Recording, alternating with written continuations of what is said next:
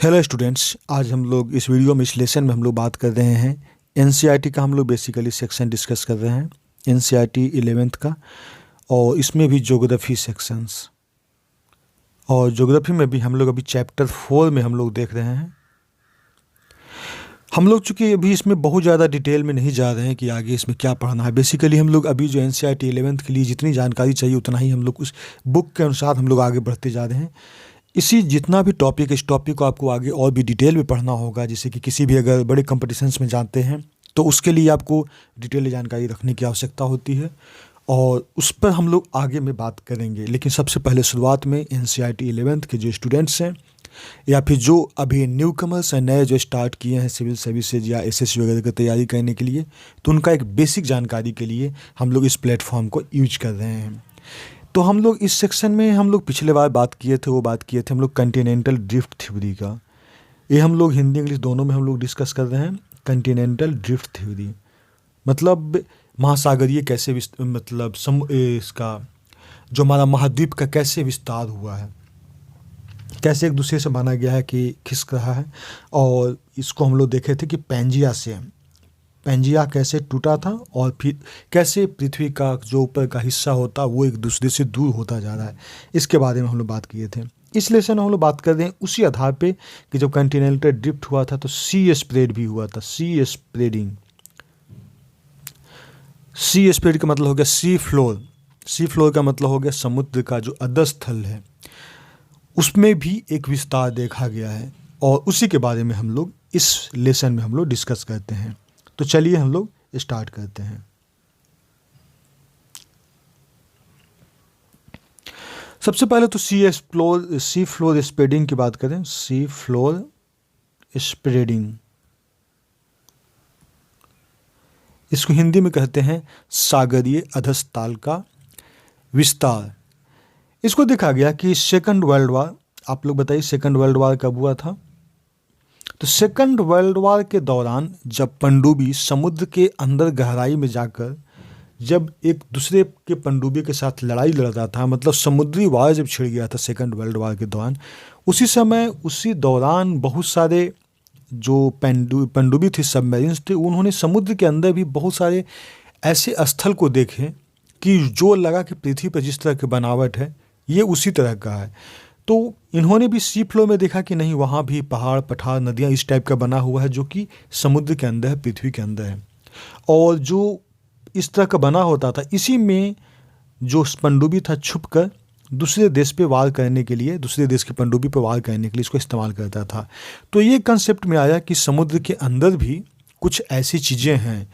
जब उनके carbon dating से हमको एज पता चला, तो कार्बन डेटिंग से एज पता करने के बाद में देखा गया कि एक दूरी के बाद में उस सारे पत्थर में सारे जो चट्टान थे उनमें एक जैसे गुण पाया गया, और एक जैसा कहा जाए तो समरूपता पाया गया। तो ये बेसिकली हमारा सेकंड वर्ल्ड वार चला था 1939 से लेकर 1945 तक सेकंड वर्ल्ड वार चला था। इसी वर्ल्ड वार के दौरान ये सब चीज़ों को समझा गया था। अब जब अंदर में गया था तो उसके बाद में जो कुछ चीज़ें सामने आई, वो सामने आई कि समुद्र का भी बनावट होता है।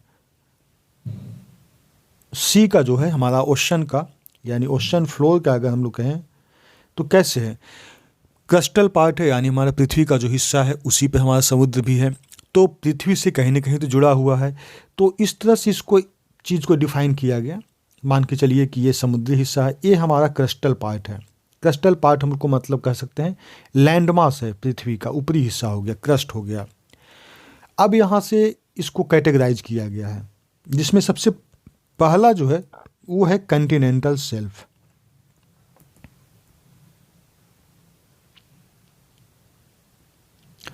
कंटिनेंटल शेल्फ का मतलब हो गया भूपर्पट्टी हो गया, यानी पृथ्वी का एक छिछला भाग हो गया जो कि समुद्र में कुछ मतलब 150 किलोमीटर या कुछ मीटर तक इसमें, कुछ किलोमीटर तक इसमें छिछला भाग पाया जाता है समुद्र का। इसमें अभी गहराई नहीं है, बल्कि कुछ यहाँ पर एक शेल्फ है बना हुआ है। तो ठीक है, कंटिनेंटल शेल्फ हो गया। अब इसी में आता है दूसरा है वो कंटिनेंटल स्लोप।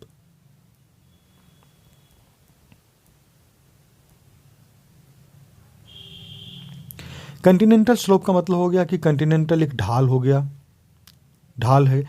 मतलब ये हमारा हो गया कंटिनेंटल शेल्फ, दूसरा हो गया ये हमारा, दूसरा हो गया वो हो गया कंटिनेंटल स्लोप, एक तरह से ढाल बना हुआ है। और इसी में तीसरा जो पार्ट हो जाता है वो हो जाता है कंटिनेंटल राइज, कंटिनेंटल राइज, ठीक है। ये हमारा कंटिनेंटल राइज हो गया, तीसरा पार्ट जो है इस तरह से, मतलब यहाँ से कहा जाए तो पृथ्वी का हिस्सा ये उठा था। और इसी बीच को हम लोग इतना तक की एरिया को जो कहा जाता है वो हम लोग कंटिनेंटल हम लोग कहते हैं, ये है कंटिनेंटल मार्जिन, कंटिनेंटल मार्जिन। अब यहाँ पे आपको मैं समझा दूं कि कंटिनेंटल मार्जिन के अंदर हमारा ये 3 आ जाता है। 3 में सबसे जो पृथ्वी से जो कनेक्टेड है, भू मास यानी जो लैंड मास से कनेक्टेड है, ज़मीन से कनेक्टेड है, और उसका कुछ छिछला भाग कंटिनेंटल शेल्फ है। आप देखेंगे कि अधिकांशतः मिनरल्स हो गया या मछली हो गया या फिर और भी चीज़ जो अंदर में खोज किया जाता है वो जनरली कंटिनेंटल शेल्फ पे ही खोजा जाता है। मतलब पृथ्वी से नज़दीक समुद्र के बृहत्तम गहराई में जाके नहीं खोजा जाता है। तो कंटिनेंटल शेल्फ के बारे में हम लोग इसको आगे डिटेल में पढ़ेंगे, इसके हम लोग सिम्टम्स पढ़ेंगे कि कंटिनेंटल शेल्फ में क्या क्या मिलता है, कितनी गहराई तक की चीज़ों को हम लोग कंटिनेंटल शेल्फ मानते हैं। हालांकि ये अलग अलग जगह पे वैरी करते रहता है, कहीं भी एक समान नहीं है। अगर इंडियन ओशन का देखेंगे तो उसका कंटिनेंटल शेल्फ का जो दूरी है अलग है, अटलांटिक का अलग है, पैसिफिक ओशन का, प्रशांत महासागर का, उसका अलग है। अब है कि ये हमारा हो गया कंटिनेंटल शेल्फ। अब वहाँ से पृथ्वी के अंदर की ओर जब हम लोग गहराई के अंदर घुसते हैं तो एक ढाल मिलता है, इसको हम लोग कहते हैं कंटिनेंटल स्लोप। स्लोप मतलब ढाल हो गया, तो एक महाद्वीपीय ढाल हो गया जो कि समुद्र के अंदर यानी पानी के अंदर वो जा रहा है। अब यहाँ पे तीसरा जो आता है वो आता है कंटिनेंटल मार्जिन। कंटिनेंटल स्लोप के बाद में आता है कंटिनेंटल राइज, मतलब जहाँ से माना जाता है कि महाद्वीप जो है ना वो हमारा क्रस्टल पार्ट राइज हो रहा है, तो कंटिनेंटल राइज माना जाता है। और ये तीनों को मिला के हम लोग कहते हैं कंटिनेंटल मार्जिन। यानी कंटिनेंटल मार्जिन के अंदर हमारा आ गया कंटिनेंटल शेल्फ, कंटिनेंटल स्लोप और कंटिनेंटल राइज। और चौथा जो इसमें इसका हिस्सा होता है, हम लोग चौथा में आगे चल जाते हैं। चौथा होता है जिसको कहते हैं एबाइसल प्लेन।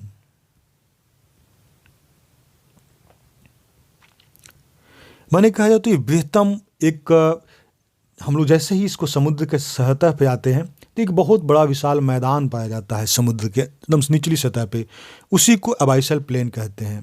कि समुद्र का एक तरह से कहा जाए तो समुद्र का मैदान हो गया, ये फील्ड हो गया, प्लेन एरिया हो गया, जहाँ पे कि उबड़ खाबड़ बहुत कम देखने को मिलता है। कि ठीक है, इसके बाद में एक आता है एक और जो अंदर में स्ट्रक्चर देखा गया, वो देखा गया mid oceanic ridge. Mid oceanic ridge, अब ये है क्या? मिड ओशियानिक रिज मतलब इसी दौरान अंदर में भी देखा गया कि जब एक गहराई तक जाने के बाद में पता चला कि वहाँ पे कुछ कटक बना हुआ, मतलब इस तरह से लेयर बना हुआ है, जिसकी हम लोग बात किए थे कि सेकंड वर्ल्ड वॉर में इसको पता लगा जब ये युद्ध चल रहा था पनडुब्बी का। तो पनडुब्बी इसी में, जैसे यहाँ पे उठा हुआ भाग है, ये यहाँ पे गहराई भाग है, तो यहाँ पे छुप के दूसरे जो इधर से अगर कोई जा रहा है पनडुब्बी तो उस पर इन लोग वार करता था। मतलब एक छुपने का इन लोग का एक जगह मिल गया था। तो उस जगह जो छुपने को सेकंड वर्ल्ड वॉर में जब इस्तेमाल किया गया तो उसी जगह को फिर स्टडी किया गया कि आखिर इसका निर्माण कैसे हुआ। और जब इसको स्टडी किया गया तो स्टडी से पता चला कि इसका निर्माण इस तरह से हुआ कि पृथ्वी के समुद्री का जो लेयर है निचला, जो हम लोग कहते हैं सी फ्लोर, समुद्री सतह जो है उसका विस्तार हुआ, उसमें फैलाव हुआ है। कैसे हुआ है वो हम लोग आगे पढ़ते हैं, लेकिन फिलहाल अभी इतना हम लोग समझते हैं। फिर से आपको हम रिवाइज कर देते हैं। 1945 के आसपास में, यानी सेकंड वर्ल्ड वॉर जब ख़त्म होने लगी तो उसके कुछ दिन पहले ही मतलब ऐसा लगा कि कुछ सबमरीन्स को एहसास हुआ कि समुद्र के अंदर भी कुछ अलग अलग स्थलाकृति है। उसी के बारे में इन लोग समझा। तो समुद्र को एक गहराई तक समझने के बाद पता चला कि समुद्र और कहीं न कहीं समुद्र का जो मैदान है, जो पृथ्वी के अंदर है, यानी समुद्र के नीचे का जो मैदान है और पृथ्वी का जो ऊपर का मैदान है, कहीं न कहीं तो कनेक्टेड हो गई। अब कनेक्टेड है तो किस प्रकार कनेक्टेड है? तो इसी प्रकार कनेक्टेड है। ऊपर वाला हिस्सा जो कि एकदम छिछला भाग है उसको हम लोग कहते हैं कंटिनेंटल स्लेप, उसके बाद में उसके नीचे जो ढाल होता है वहाँ से कंटिनेंटल स्लोप, और फिर जो नीचे से जो एबाइसल प्लेन से जो ऊपर की ओर जुड़ा होता है कंटिनेंटल राइज उसको कहते हैं, और उसके बाद में चौथा हमारा आता है एबाइसल प्लेन, जो कि समतल भूभाग का मैदान हो गया। और इसी में हमारा फिर पांचवा में हमको रिज पाया गया, जिसको कहते हैं हम कटक। पांचवा हो गया मिड ओशियानिक रिज, यानी समुद्र के बीचों बीच ये रिज पाया जाता था कटक। ताकि समुद्र के बीचों बीच क्यों पाया जाता था? मोस्टली इसलिए कि समुद्र दो हिस्सा में डिवाइड हो जाता था, मतलब इसी कारण कहा था कि समुद्र का विस्तार होता है दोनों बराबर में। यहाँ तक तो हमको लगता है आपको समझने में कोई दिक्कत नहीं हो गई होगी। अब यहाँ पे आता है कि इसको उजागर हुआ तो इसके बाद में क्या एक्टिविटी, मतलब क्या ऐसा चीज़ मिला जिसको कि हैरी हैस ने थ्योरी में अपना प्रतिपादित किया है। चट्टानों एवं महासागरीय तल के मानचित्रण से पता चला, रॉक्स जो हमारा समुद्र के अंदर का चट्टान हो गया, और फिर उसका जो प्लेन हो गया एबाइसल प्लेन, उससे पता चला कि ऐसा कुछ कुछ उजागर हुआ, ऐसे कुछ कंसेप्ट आए, ऐसे कुछ परिकल्पनाएं आए कि एक अंदाज़ा लगाया जा सकता है कभी न कभी इसमें ऐसा ही घटना हुआ होगा। तो इसी को स्टडी करने के बाद में पता चला कि पहला चीज़ इसमें जो आया वो है कि जो महासागरीय कटक है, जिसको ओशियानिक रीज कहते हैं, ओशियानिक रीज महासागरीय कटक है, कहीं न कहीं इसमें देखा गया कि उसके आसपास में यहाँ पे ज्वालामुखी की क्रिया हुई थी। ज्वालामुखी का जितना भी कटक को स्टडी किया गया उसमें ये पता चला कि ज्वालामुखी वहाँ पे कॉमन चीज़ था। जहाँ जहाँ पे कटक है वहाँ वहाँ पे ज्वालामुखी का उद्गार हुआ था कभी न कभी। ठीक है, ये पहला चीज़ पाया गया। दूसरा चीज़ पाया गया कि महासागरीय कटक के बीच में, मान लीजिए कि इसको हम लोग अगला पेज में देख लेते हैं कि महासागरीय कटक है तो उसके बीच में देखा गया, मान लीजिए इस तरह से इसे कटक बना हुआ है, तो इसके बीच में कहीं जगह से एक पता लगाया गया कि बीच में जो जगह है उसको समान दूरी पर, इधर अगर जाते हैं या इधर जाते हैं, समान दूरी पर जो पाया जाने वाला चट्टान है, जो मान लीजिए यहाँ पे मिल रहा है, यहाँ पे मिल रहा है, तो वो चट्टान का जो गुण है वो समान है। मतलब कि उसका निर्माण का समय एक है, ये दोनों चट्टान एक ही समय निर्माण हुआ है, दोनों का जो स्ट्रक्चर है, दोनों का कंपोजिशन है, दोनों का सेम मिला है, दोनों का संगठन भी सेम है, और सबसे बड़ी बात दोनों का पोलरिटी सेम है। मतलब चुंबकीय शक्ति भी देखा गया है कि दोनों का चुंबकीय शक्ति भी, चुंबकीय गुण है, उसमें भी समानता पाई जाती है, नॉर्मल पोलरिटी पाया जाता है। ठीक है, तो ये चीज़, ये हमारा तीसरा पॉइंट आया, दूसरा पॉइंट में हम लोग इसको समझें। तीसरा आता है, तीसरा में क्या आता है? तीसरा है कि महाद्वीपीय पर्पटी के चट्टान, और जैसे कि महाद्वीप के कॉन्टिनेंटल का और फिर नीचे समुद्र का, ये दोनों का अगर देखा जाए कि दोनों का चट्टान में अगर स्टडी किया गया तो उसमें देखा गया कि महाद्वीपीय चट्टान जो है बहुत पुराना है, और जो समुद्री का चट्टान है वो नया है। नया है का मतलब है कि वहाँ पर एक नया लेयर जरूर बना है, यानी पुराना लेयर किसी न किसी तरह से नष्ट होता होगा और वहाँ पर नया लेयर का निर्माण होता होगा। तो समुद्र का, पृथ्वी का ऊपरी सतह पर जो चट्टान का समय है और जो समुद्र का नीचे का जो चट्टान है, वो दोनों में समुद्र का नीचे का जो चट्टान है उसकी उम्र कम है, मतलब ये नया है, न्यूअर वन है, और ये हमारा ओल्ड है जो पृथ्वी के ऊपर का सतह का जो चट्टान है। तीसरा चीज़ आया। चौथा चीज़ हम लोग इसमें और देखें तो चौथा चीज़ ये है कि गहरी खाई के भूकंप में हम लोग जब अध्ययन किए तो गहरी खाई में, यानी बहुत ज़्यादा अगर हम लोग देखें गहराई खाई में अगर जाएँ तो यहाँ पे भूकंप का जो केंद्र था वो भी नीचे था, यानी पृथ्वी से जुड़ा हुआ ही था, मतलब उसका जो प्लेन था उससे जुड़ा हुआ था भूकंप का उद्गार। जबकि इसमें हम लोग रीज में देखेंगे कि रीज जब ऐसे था तो इसमें जो है इसका गहराई कम है, जो भूकंप का क्षेत्र होगा जिसको हम लोग कहते हैं फोशी। तो ये जो है मतलब खाई में देखा गया है कि बहुत गहराई में है, और कटक में देखा गया है कि ये ऊपर में है। अब ये चारों जो हमारा फैक्ट है, इसी फैक्ट के आधार पे हैरी हैस ने कंसेप्ट दिया कि समुद्र के तल में भी विस्तार हुआ है। ठीक है, अब यहाँ तक तो हमको लगता है समझने में कोई दिक्कत नहीं हुआ। अब विस्तार कैसा हुआ है? विस्तार होने का जो कारण दिया गया, कारण जो लगाया गया, परिकल्पना किया गया, वो ये किया गया कि हम लोग पहला चीज़ देखे थे कि जहाँ महासागरीय कटक था वहाँ पे ज्वालामुखी की समान प्रक्रिया हुई थी। अब ज्वालामुखी का समान प्रक्रिया का मतलब है कि ज्वालामुखी यहाँ से निकला, कलर हम लोग कुछ अलग सेलेक्ट कर लेते हैं, ब्लैक ले लेते हैं। ज्वालामुखी क्रिया यहाँ से निकला। ज्वालामुखी की एक्टिविटी कैसा होता है इसके पहले हम लोग लेसन में हम लोग डिस्कस कर चुके हैं। यानी एस्थेनोस्फीयर, जो पृथ्वी का एस्थेनोस्फीयर होता है, जिसको हम लोग कहते हैं मेंटल का दुर्बलतम पार्ट, क्रस्ट उसके नीचे में मेंटल आता है, मेंटल का जो सबसे ऊपरी हिस्सा होता है उसको हम लोग कहते हैं एस्थेनोस्फीयर। तो एस्थेनोस्फीयर का वो जो क्या होता है, मोल्टेन होता है, वो लावा के रूप में होता है, मैग्मा के रूप में होता है। ये जो है कमज़ोर हिस्सा को दिखता है, समुद्र के नीचे भी कमज़ोर हिस्सा को दिखता है, तो वहाँ पे जाता है ऊपर, ऊपर जाता है तो एक हिस्सा को वहाँ पे तोड़ देता है। अब तोड़ने के बाद क्या होता है कि ये इधर गया, ये इधर गया, मतलब ये दोनों साइड में ये चलने लगा, एक इधर एक इधर। तो लावा जो ऊपर, जब नीचे से मैग्मा जो हमारा ऊपर लावा बन के निकलेगा तो पृथ्वी के इस इधर भी फैलेगा और इधर भी फैलेगा।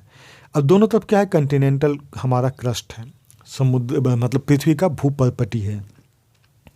तो इसी तरह से इसका विस्तार हुआ है। तो यहाँ पर गया, अब यहाँ पर जो गया है यहाँ पर उठा, उठने के बाद में कहीं ना कहीं ये वापस आया होगा, नहीं तो सब हमारा जो मोल्टेन लावा है वो ख़त्म हो जाता है। यानी ऊपर जाके फिर से ये कहीं ना कहीं वापस चैम्बर में आता है। यहाँ अगर मान के चल लीजिए कि मैग्मा चैम्बर है, मैग्मा चैम्बर है, तो ये ऊपर जाता है, इधर भी जाता है और इधर भी जाता है।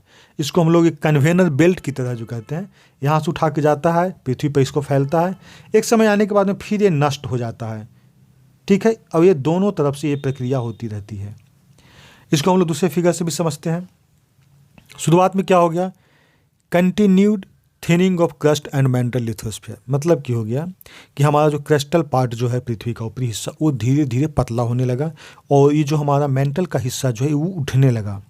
अब ये उठने लगा, ऊपर का पतला पतला होने लगा, तो यानी कभी न कभी इसमें जो है एक ब्लास्ट होगा। ब्लास्ट मतलब कि बहुत ज़्यादा ब्लास्ट बड़ा नहीं होता है, इसमें हम लोग यहाँ से लावा जो है ना, मैग्मा जो है वो लावा बन के निकलेगा और फैलेगा।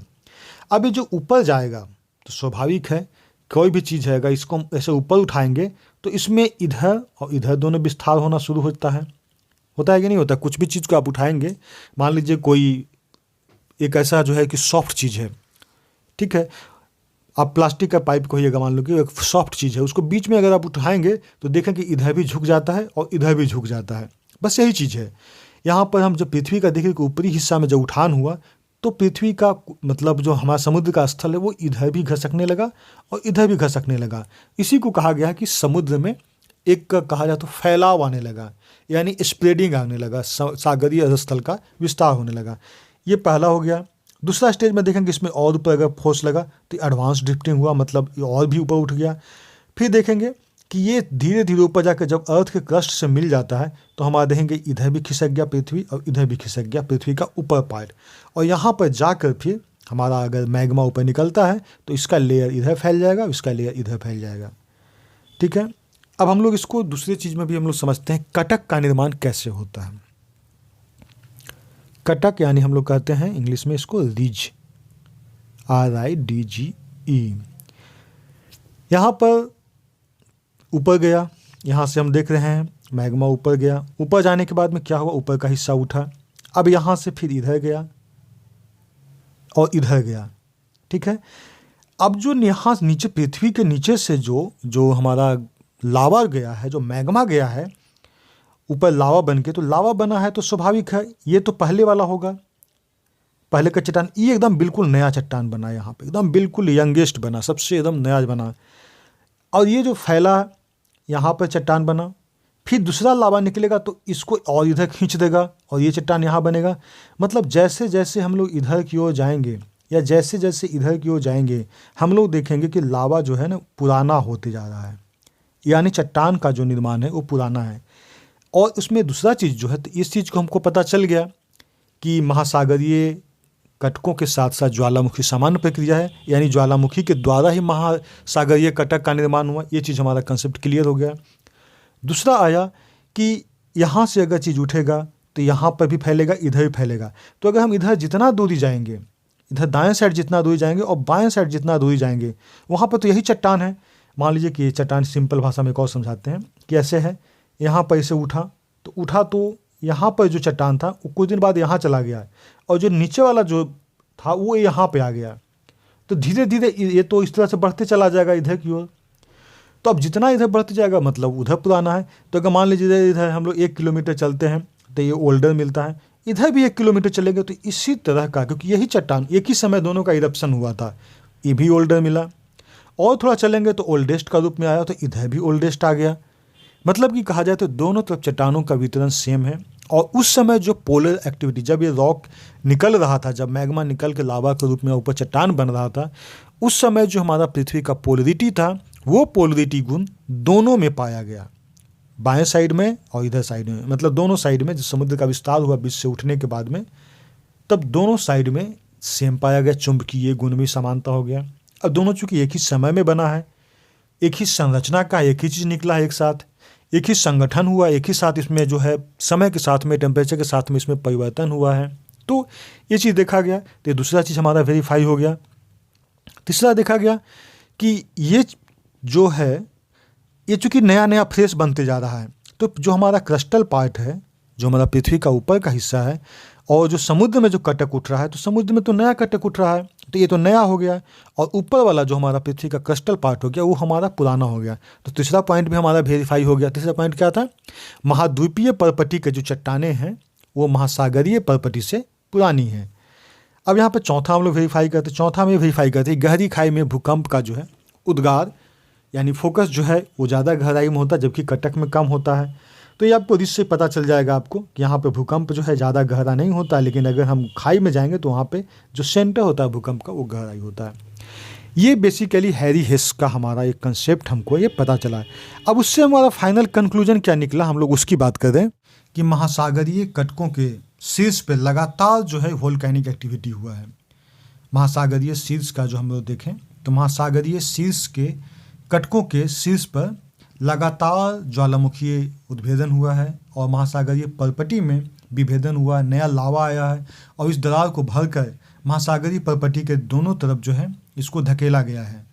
इधर भी धकेला गया है और इधर भी धकेला रहा है। इस प्रकार महासागरीय अधस्थल का विस्तार हो रहा है। ये चीज़ वेरीफाई हो गया है। महासागरीय परपटी का जो एज है वो नवीन है। अगर हम लोग इसको पृथ्वी की तुलना में देखेंगे तो हैरी हेस ने महासागरीय परपटी के सेपन के बारे में इसको कहा गया है। तो हैरी हेस का जो थ्योरी यही था, उससे ये पता चल गया कि हमारा समुद्र में सी फ्लोर में स्प्रेडिंग होता है। सी फ्लोर स्प्रेडिंग यानी हम लोग कह सकते हैं सागरीय अधस्थल का विस्तार हुआ। तो इसके लेके हैरी हेस ने थ्योरी दिया। आई होप कि आपको समझने में कोई दिक्कत नहीं हुआ होगा। अगर कोई दिक्कत है तो आप कमेंट बॉक्स में लिख सकते हैं, हम लोग उस पर बात कर सकते हैं। Okay, thanks for watching. Okay, bye.